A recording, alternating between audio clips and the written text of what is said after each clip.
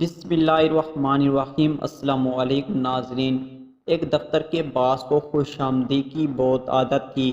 ان کے مطابق وہ جو بھی بات کہیں سب ان کی تعریفیں کریں اور ہر بات پر داد وصول کریں۔ ایک دن باس نے کہا کہ آج سارے کا سارا سٹاف سیر کے لیے ندی کنارے سیر کو چلیں گے۔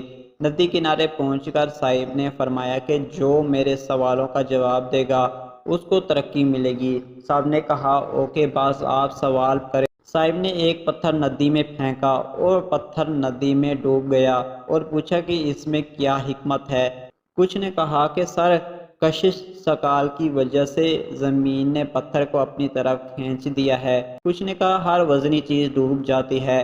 کچھ نے جواب دیا کہ سر، پتھر بہت وزنی تھا، اسی لیے جب سب چپ ہو گئے تو ایک اسٹاف جو کافی دیر سے خاموش تھا، سر نے اس سے پوچھا آپ نے ابھی تک کوئی جواب نہیں دیا۔ اس پر اس اسٹاف نے کہا باقی اسٹاف جو کہہ رہے ہیں وہ سچ ہے، مگر میرا جواب تھوڑا مختلف ہے۔ سر نے پوچھا کیا حکمت ہے؟